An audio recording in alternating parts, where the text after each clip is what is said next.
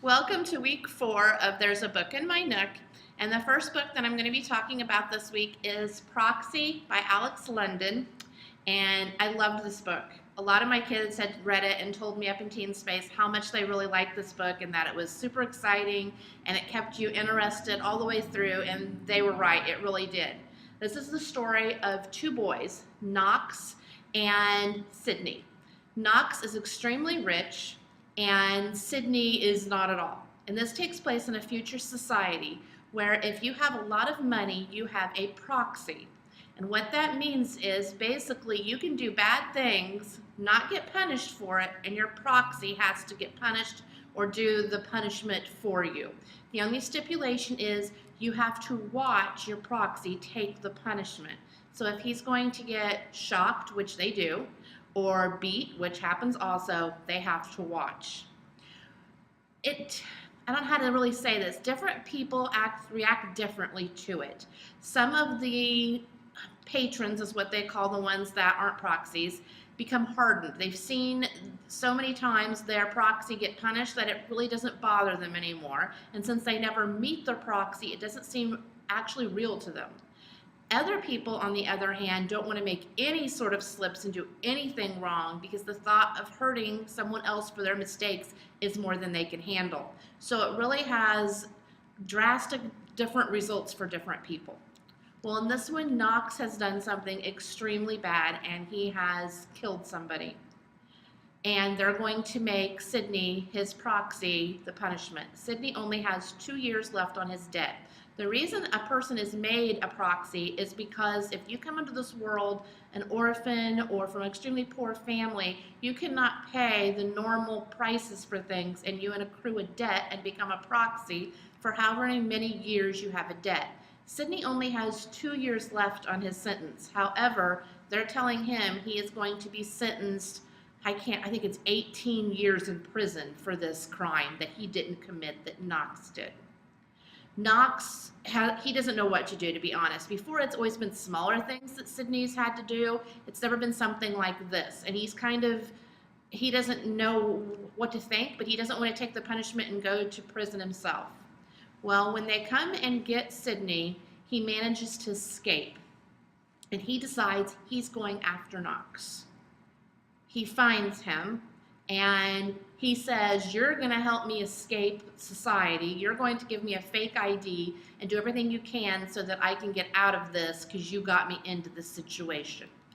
Knox has a horrible relationship with his father, and as the book progresses, you kind of understand why Knox is the way he is. He sees that helping Sydney not only kind of helps his guilt, but it also is defiance against his father, so he agrees to this. And this is about the story of how Sydney is trying to get his life back, escape civilization, because there's outlying areas that are basically wastelands almost, and he thinks he's going to have to become a rebel and live out in these areas, and he needs a different identity to do that. So this is what it's about. It's so good. I don't know how else to say it. I mean, if you think about, if you were given this opportunity, which one would you be? Would you be the person that, oh, well, it's just a little beating, he's going to get all the money that he wants, and basically that's the price? Or would you never want to get in any sort of trouble because you couldn't stand the thought of having to watch somebody who's innocent be beat instead of you? It really makes you think, because I think different people would react differently, just like in the book. This is a page turner, and there is so many twists. You don't know who to trust. You don't know what's going on. Even on the last couple pages, it totally threw me for a loop. I will say that. The second book, Guardian, comes out the end of this month. I'm not even for sure how that's going to work, because when you read this book, you'll understand why I'm saying that. So I don't know how that's going to be in the second book, but I definitely recommend this one. And if you like kind of future society books that maybe deal with survival, I have some others. There is The Eye of Mines by James Dasher. He also wrote The Maze Runner, which was extremely popular. The reason I thought this kind of reminded me of the other, because it's also in the future and it has a lot to do with technology. Just like in Proxy, everything's run by computers and robots and all of this. This is how Eye of Mines is. And this is about a hacker, and it's going to take a hacker to catch a hacker, basically, and about virtual worlds and about a gaming, like someone going inside a game. If you ever remember, what was that one? Tron. Remember that a long time ago that came out? Do you remember that? Tron, it was years ago, then they did a remake. This is where someone gets into the virtual gaming world and they're trying to find someone to stop him. So I haven't read this one, but it's on the list of this year for the top 10 best books of the year for young adults. So I think that would be a good one. Another one is Starters. Starters is also in a future society, and this is where people that are also extremely poor can rent out their bodies. So if you're a young person and you need money, an older person can rent out your body. And what that means is they somehow transput your memories in your brain into a younger person's body, and you still have your thoughts, your memories, everything, but instead of being 75, you're in the body of an 18-year-old. And you pay for like a week, 2 weeks, however long you can rent the body. The deal is you're not supposed to do anything to harm the body or anything illegal. And that's not what happens in this one.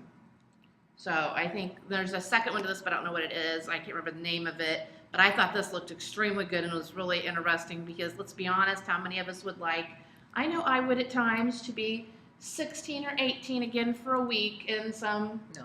you know? No. I would. So No. there was that one. The reason I have this one pulled out is The Whipping Boy by Sid Fleischman.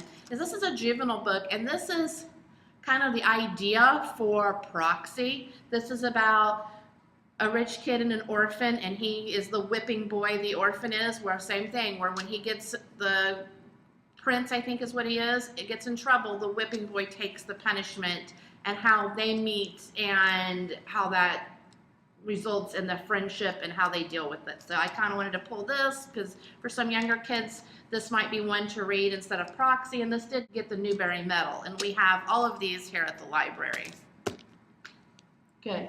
Forgot the Giver was a future society. Yeah, it is future. There's a lot of future society. I was trying to kind of pick ones where it was like the poor against. Do you have to take a proxy? Yes. So they're assigned to you as soon as you're born. Yeah, your family. If you're wealthy, basically, you're given a proxy. Well, if I'm giving one and I really don't have a choice in it, wouldn't feel bad about it at all. Well, if you don't do anything wrong, then there's nothing wrong. The proxy is still paid. Right. And gets a free education and everything as long as you don't do horrible things that they get punished for. But most people do. So that's the problem. Knox has been in trouble a lot. So Sydney is constantly having to get shocked, get beat, have to do hard labor for weeks at a time. He's covered in scars. Okay, we had a little minor interruption, so we're going to start off where we were at talking about the societies. So yeah, we were talking about, like Knox, I said, Knox had been in a lot of trouble. So Sydney's kind of had a really tough life. He's got a lot of scars and he's had it tough because Knox don't care. Right. Well, yeah, I mean, poor Sydney. Yeah, you feel bad. You can't help it if that's the way it's set up. Well, you can't help it. Don't be bad. And then your proxy won't get punished. Okay. Which you do meet people like that in here. But in some ways, they're becoming not who they really are either because they're never taking any chances because they're so afraid they're going to get in trouble and make a mistake and that their proxy will have to pay for it. Because they start them out very young. Knox can remember the very first time that he got in trouble. He was 4. And he could remember having to watch Sid get dragged out of the orphanage, out of his bed, and shocked and beat, and no explanation why, just that Knox had gotten in trouble, you're going to be punished for it. And Knox saying that he cried and cried as he watched this, and his dad telling him, why are you crying? It's not you. You should have known better. You make a mistake, your proxy pays for it. And just like it's no big deal. And he said that after that, he quit crying. And it's only for a certain amount of time? What is? This proxy, you only get them for a certain amount of time? Well, no, I mean, the proxy, it depends how much debt they have. Some people are proxies till they're 75 years old. You'll just get another one. Like, Sid only had 2 years. When his debt was up, he wouldn't have been a proxy anymore. And then what do they do? Do they get to go live like the regular people? Yeah, if they have to, they have to find some sort of calling or job or whatever, but then Knox just would have found somebody else who was in debt and got a new proxy. You just pray you're not poor. Yeah, and you pray if you are, you got somebody who cares and not one like Knox. Yeah, exactly. And they kind of talk about, there's a girl that has a major part in the book called Marie, and you find out about her proxy Beatrice and their not really relationship because they've never met each other. So, now obviously the patron, who is the rich person, they see their proxy, know what they look like, but the way around, they do not. Because they don't want them going after somebody. So they don't have any information. The only reason that Sydney found out the information he did is because Sydney is great at hacking into computer systems and finding things out. So that's how he's able to get that, and just luck, to be honest. A lot of it was luck that he found Knox. So, okay, your turn now. Well, I'm still with the Civil War. I'm becoming an expert on this. I'm telling you.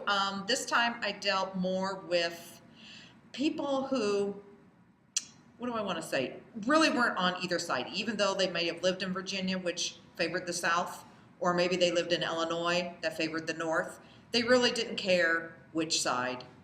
They didn't really care the outcome of who was going to win. All they cared about was that, don't affect me. Stay off my land. Let me live in peace, fight whatever battle you want to fight, just don't involve me. Well, this doesn't happen. In Shenandoah, which was a major place where a battle took place, this guy, played by James Stewart, I forget his name, he owns a farm with 500 acres. Well, as you know, there was a battle being fought in Shenandoah, and his sons, he has, I believe, 9 kids. 7 are sons, 2 are daughters. I can't remember the ratio. But anyway, his son comes to him and says, Dad, we're not going to be able to stay neutral very much longer. You're going to have to pick a side because they're in our backyard. He says, no. He says, this is the land God gave me. This is the land I work. They need to just stay off my land. Well, long and behold, he has his youngest boy who is 14 years old. They live in Virginia. And the boy has befriended a black boy who is a slave. And they are out fishing. Well, down the creek floats a Confederate cap. The Virginian boy, the white boy, picks up the cap and puts it on his head, not thinking anything, just thinks it's a hat, doesn't know it's a Confederate soldier's hat. All of a sudden, one day he's out fishing with his black friend, the Union troops come and think he's a Confederate spy. And now they have taken this boy whose father is trying to stay neutral. Now he cannot stay neutral any longer. So he's going to go rescue his boy, and trying to stay neutral, he gets involved in the war. So you'll have to watch it to see what the outcome is. I saw if he gets his boy back or not. I saw it a long time ago. Yeah, it's an oldie but a goodie. Mm-hmm. And then another movie that I watched is called Alvarez Kelly, which is based on a true story that happened, which this book tells about it too. It's called The Beefsteak Raid. The North had pretty well cut off all food and supplies to the South. And the Union soldiers were having cattle brought into them. They were living high off the hog, except it was cows. High off the cow. Yes. And anyway, Abraham Lincoln was sending 2,500 heads of steer to the Union troops for them to eat. The Confederate soldiers decided that they were going to steal the food. And they were successful. That was one of the few things that they were successful at.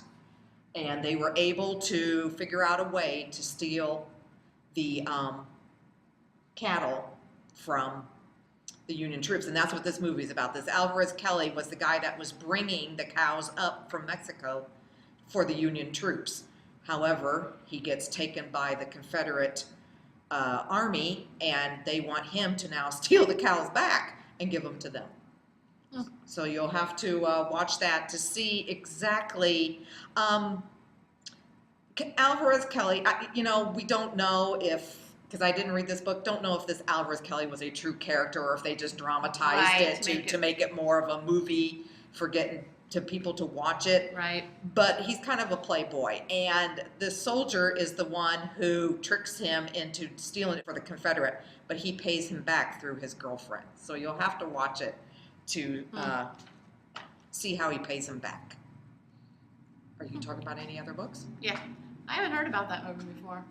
Well, it was actually suggested to me. Huh. So I would never have thought about it. In fact, we do not have it here at this library. I had to request it, and there was only one copy of it in the whole system. Really? Yeah, I haven't heard of it. And what do we deal with? Like 465 libraries or something, and only one copy. And it was VHS. You still have a VHS player? Yes, I do. Oh, I would have been doomed. Yes.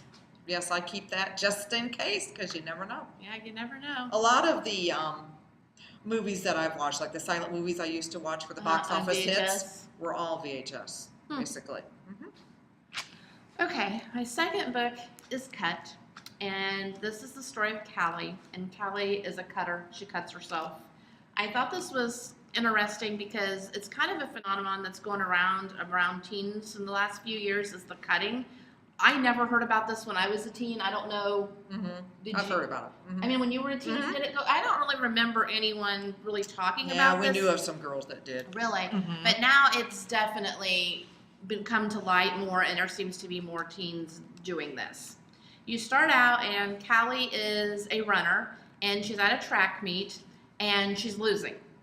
She proceeds, it's like cross country. So they're going through this course out in the woods, and she just gets off the course and stops and runs home. And she goes in, no one's at home, and her mom is a tatter. And what a tatter is where you take pieces of lace and string and you use these like needles and you tat them and make like crochet doilies and things like that. So on the table there is an X-Acto knife, and she picks it up, and she's extremely upset about the race and that she was losing, and she cuts herself. And when she cuts herself, for her, it's like euphoria.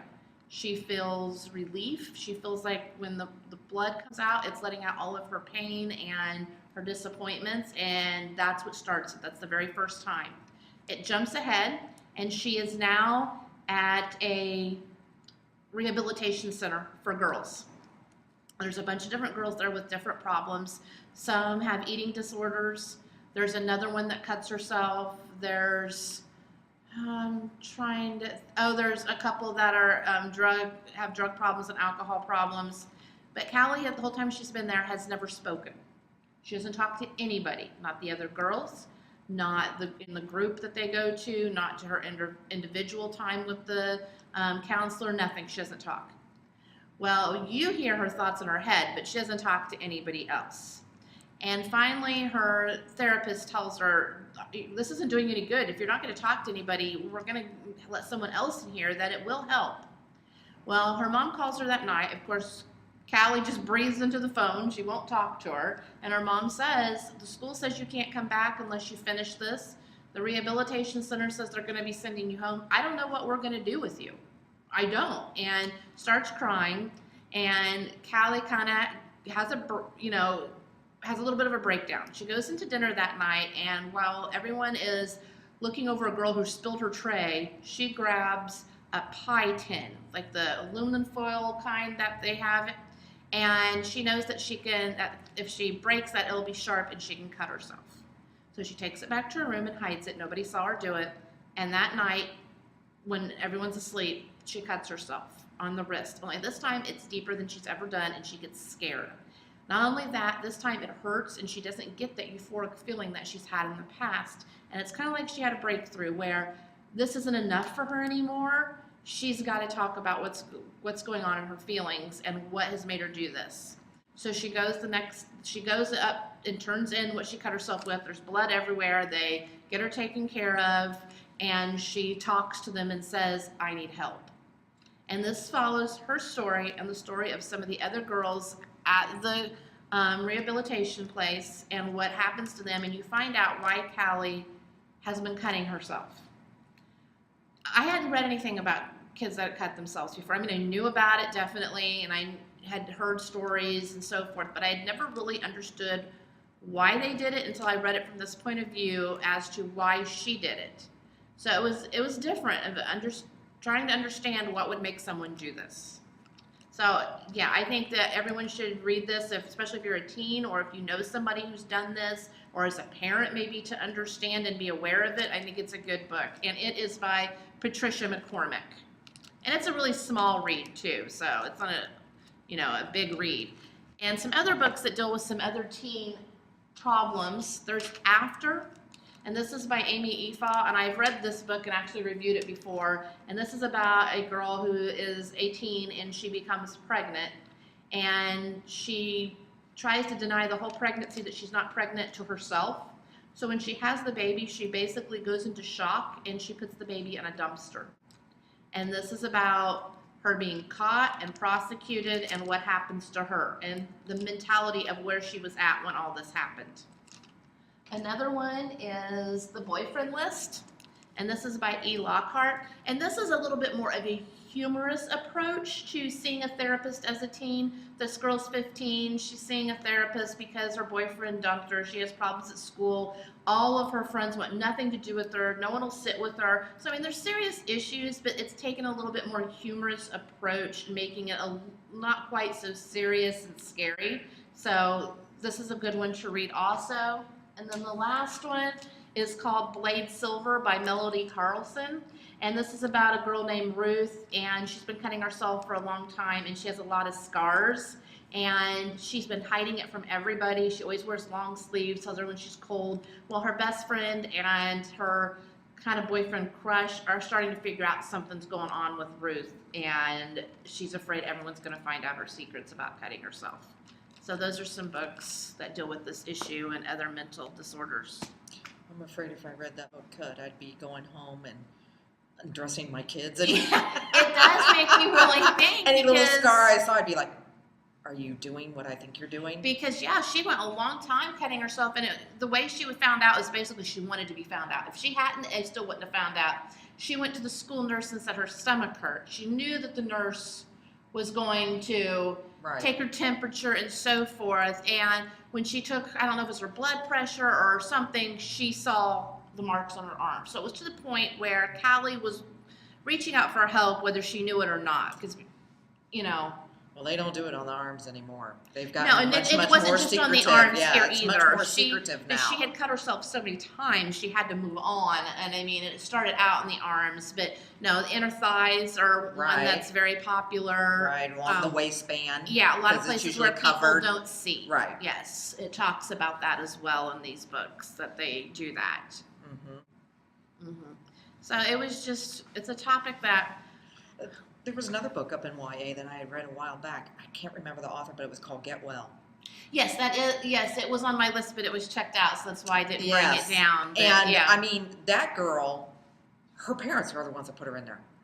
Mm-hmm. It wasn't that she was doing anything really out of the ordinary, except being a teen, but her parents just felt like she was too depressed, or they felt that she just wasn't being normal. What they saw as normal. They saw as That's normal. Kind of scary. And so they put her in there. And, even when it was time to come home, they give you a certain period of time. Right. And then you're supposed to go home unless the parents don't want you. And she really didn't think that her parents were going to let her come home. They wanted her to stay longer. But she was really to the point that she had done everything. I mean, did her counselors realize there's really nothing really that Really, seriously they wrong? did, yes. She's just a moody teenager? Yeah, but I think it was how she conducted herself in therapy. She didn't really want to share. And that's one of the requirements is you're supposed to share. Right. And she didn't really want to share. And there's another one up in YA called I Never Promised You a Rose Garden. Right. Which is about that too, where she lives in a whole different world. I mean, with a whole different language and all that stuff. And how in the asylum, there's different floors for degrees yes, of they how... talk about that. Mm-hmm. Well, these are not different floors, but there's different stages. Like stage 1, you can't go anywhere without an escort. And I mean, it's even to get something out of the vending machine, anything. And then you become stage 2, and you have certain times during the day where you're allowed to be in group settings and not monitored one-on-one. And then stage 3 is when you're ending the end of your stay and they think that you're almost ready to leave and they give you more freedoms. So it talks about the different stages. Yeah, you read those books and you think, you think we all have our little quirks. Oh, yeah. And, sometimes, people will say something, you'll think, gosh, that person is really wacko. Until you read some of these books and you really don't realize the extent of some people's What problems. was on their brain. Yeah, it's... I mean, and sometimes you have to wonder, is it environment? Is it a hormone imbalance? Is it a chemical imbalance? I mean, I always wonder, when did it start? Were they normal little kids at one point and it just gradually became like that? Were they, different from the very beginning, Or, like we were saying, how do you know what's the difference between a normal teen acting out and then something that's reached the point of, I can't deal with this anymore? Yeah. You just don't know. I think from all of us who have had teens, there's times Yes. we felt like we couldn't deal with this anymore. Yes. I mean, but yeah, there's a big difference. And there were times when I thought, why would I commit my teen? I'll just commit myself. Yeah. We'll be the one getting the I'm break. the one that needs the break. Yes, exactly. Why should I let them have Yeah. all the fun? Please take me. Yeah. Imagine rest and sleep. I can't imagine that, 3 square meals. Yeah. Okay. I'm good. but I'll go to therapy. I'll read. so it was really interesting and then as you kind of find out about Callie, she's not the only one in her family that's got problems. Let's put it that way. So, I mean, this was kind of brought on by a lot of things. So. Well, yeah, and it's interesting, a lot of the parents that do send their kids there or, agree to their kids going there, when it comes to the group therapy and then it comes to family therapy, how the parents will sit there and say, we don't have a problem. That's, Yes. You deal with my son, daughter.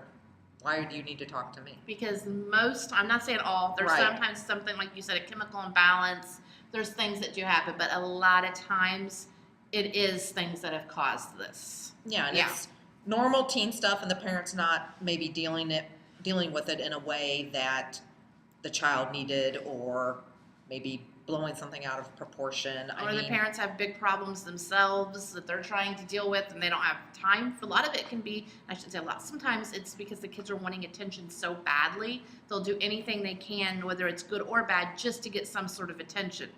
Right. So, I believe that if you're going to read those kinds of books, you need to read them from all different kinds of points of view. Yeah, I agree So too. that you don't blame one person, you don't blame it all on the teen, you don't blame it all on the parents, you don't Right. blame it on counselors, you don't blame it on the institutions. That was the thing about this book after, is because I went into this book thinking, I'm going to hate this girl. She put her baby in a dumpster. I mean, when Right. you read about those on TV, or you hear about them on TV and you read about them in the newspaper, you instantly think that what a horrible monster. When I read this girl wasn't a monster. She was just really, really scared and out of touch with reality. She really did not think she was pregnant. When she had this baby, she went complete blackout, basically. She just shut the whole experience and doesn't remember doing any of it and just wanted it all to go away because she was so immature and not ready for this. So, I mean, I'd never really heard someone who had done it their point of view. Not saying it's right, don't get me wrong, it was a horrible thing, but it kind of just made it more in touch with that person and what they were going through. Which goes to say everybody's got a story. I mean, Right. you have to find out the details behind the story. You can't just go by what you hear and what you read. You have to dig a little deeper. I mean, you got to be honest. There are some evil people out there. Definitely. But, with these books, you have to, I don't know, you kind of have to be careful reading them because you don't want anybody to take away, oh, well, I read this is what has to happen, or this is how it has to happen. Most of them are opinions. I mean, they're the way that the author, either their beliefs or maybe something they have It's had a personal happen, experience, or personal right. experience, or what their research was. I mean, a lot of them will say, this is just the way I see it. And for a lot of them, they have no experience. They just did some research and wanted to write a book about this topic. So it just Right. depends. But I Right. think all of these are fairly educating in some way or another as to problems. And if nothing else, I'm sure in the back of the books, do they give like references if you know somebody who needs help? I don't know or if they do or not.